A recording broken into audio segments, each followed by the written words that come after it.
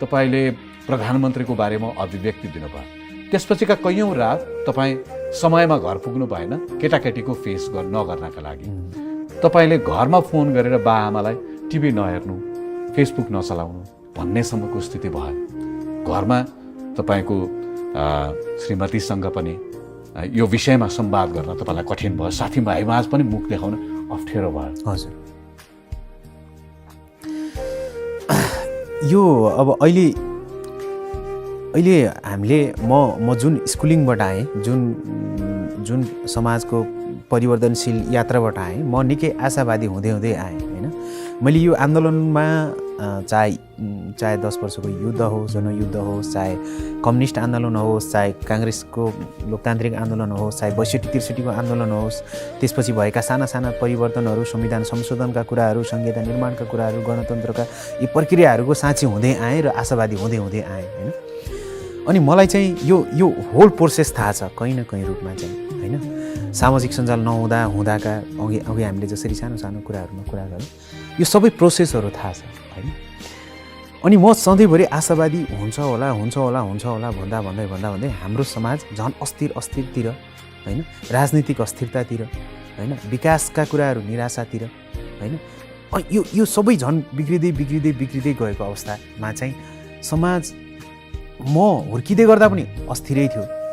त्यतिखेर पनि एउटा तन्त्रलाई हटाउनको लागि अहिलेको जस्तो सामाजिक सञ्जालमा गाली गलौज गरिन्थेन होला, तर राँको बालिन्थ्यो, पर्चाबाजी गरिन्थ्यो, आवाज उठाइन्थ्यो, हरेक दिन नाराबाजी हुन्थ्यो होइन। घरमा कोही बन्दुक बोकेर आउने हो कि भन्ने डर त्रास थियो होइन। हाम्रै साथीहरू डाँडामा गएर चिच्याउँथे होइन, राजतन्त्र मुर्दाबाद, फलानु ढिस्कानु भनेको आजको दिनसम्म पनि यो होल प्रक्रिया हेर्दा यो सानोतिनो गालीहरू त आफ्नो ठाउँमा छ। सामाजिक सञ्जाल हाम्रो लागि नयाँ पनि छ, सहज पनि छ, हिजो नसुनिएका कुराहरू सुन्न थालिएको छ, नयाँ प्रतिभाहरूको जन्म भएको छ, यसका नयाँ नेताहरू हामीले जन्माएका छौँ, नयाँ विचारहरूमाथि बहस गर्न पाइएको छ। समाज कस्तो रहेछ त डिटेलिङमा तपाईँ काठमाडौँ बसेर जुम्ला देख्न पाउनु भएको छ होइन। कुनै एउटा परिवारभित्रको यो बिचमा त जुन पारिवारिक युट्युबतिर हेर्ने हो भने होइन, लफडा यो झगडा यो आउँदाखेरि हाम्रो समाजको संरचना, पारिवारिक संरचना कस्तो रहेछ भन्ने कुरा छ। सांस्कृतिक विविधता कुराहरू देख्न पाइएको छ।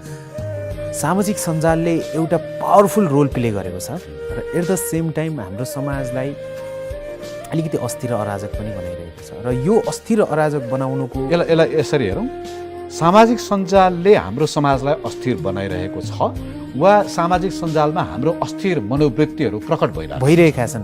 र त मैले त्यही जोड्न खोजेको थिएँ। मेरो एन्ड के थियो भने चाहिँ यी सबैको मूल त के हो भनेको राजनीति हो, अथवा नेपालको सरकार हो होइन, अथवा नेतृत्वकर्ताहरू हो होइन। उनीहरूले कस्तो नीति निर्माण गरिरहेका छन्, कस्तो शासन गरिरहेका छन् होइन, आफ्नो जनतालाई कति धेरै अनुशासनमा राखिरहेका छन्, आशावादी बनाइरहेका छन् होइन। त्यो सबै कन्ट्रोल गर्ने कुरा त राज्यको संरचनाले हो नि त, सरकारले हो नि त, नियमले हो नि त। यो सबै कुराहरू राम्रो तरिकाले प्रपर हुन नसकेपछि चाहिँ मैले कहिले पनि जनताले मलाई गाली गरे, समाज अराजक भयो, मानिसहरू अराजक भयो भनेर मैले कहिले पनि दोष लगाउने गरेको छैन। तपाईँले प्रधानमन्त्री केपी शर्मा ओलीका बारेमा एउटा पुस्तक विमोचन कार्यक्रममा उहाँको व्यक्तिगत तहमा प्रशंसा नितान्त व्यक्तिगत थियो, त्यो एउटा सकारात्मक पाटोको चर्चा गरिदिनु भयो। त्यसपछि मानिसहरूले तपाईँलाई झोले भने होलान्, मैले प्रयोग गर्नै नमिल्ने कतिपय शब्दहरू प्रयोग गरे होलान्, स्तुति गान गर्नुभयो तपाईँले भनेर मिडियामा पनि मानिसहरूले लेखे। एक हिसाबले सामाजिक सञ्जालमा त तपाईँमाथि हेरासमेन्टको तहमा कुराहरू आयो। त्यो कुरालाई कसरी सामना गर्नुभयो? कहाँसम्म आयो भने तपाईँले त्यत्रो मेहनत गरेर तपाईँको किशोर वयदेखि लेखेको कथामा बनेको फिल्म बसन्तलाई बोयकट गर्नुपर्छ भन्नेसम्मको कुरा आयो र गरियो केही हदसम्म पनि होइन। त्यसको केही प्रभाव पनि पर्यो होइन। एकदमै त्यो प्रोसेसै गर्न गाह्रो भयो मलाई चाहिँ केही समयसम्म। मैले भनिहालेँ, म एकदमै लामो यात्रा गरेर एकदमै दुःखका साना साना खुड्किलाहरू पार गरेर, मान्छेले त आफ्नै दुःखहरू ठुलो लाग्छ नि त होइन, ती ठुला खाडलहरू पुरेर यहाँसम्म आइपुगेको हो।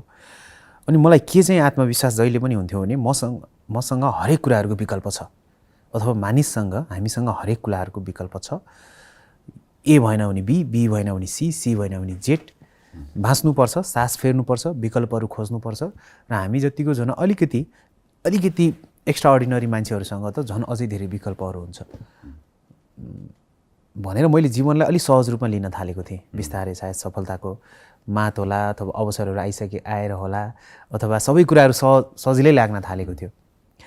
अनि यो घटनाहरूपछि चाहिँ मलाई कहिलेकाहीँ त्यो विकल्पै सोच्न नसकिने रहेछ। अब यसको विकल्प के हो त?